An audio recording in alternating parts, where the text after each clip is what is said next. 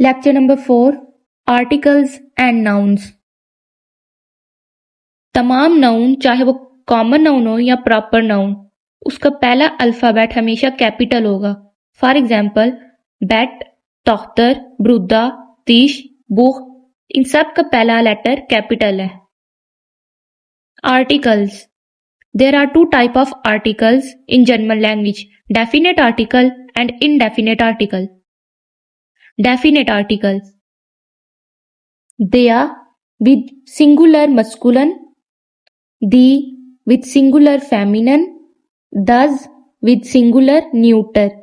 For example, der Mann, der Vater, der Sohn, die Frau, die Mutter, die Tochter.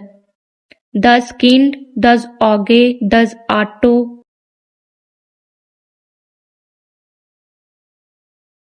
Indefinite article, जैसे English language में ए और N indefinite articles हैं, इसी तरह German language में आइन और आइने दो तरह के आर्टिकल्स हैं।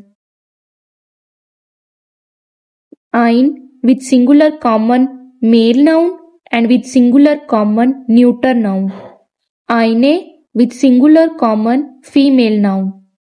For example, ein Mann, ein Bruder, ein Vater, ein Tisch, ein Glas, eine Frau, eine Tante, eine Mutter.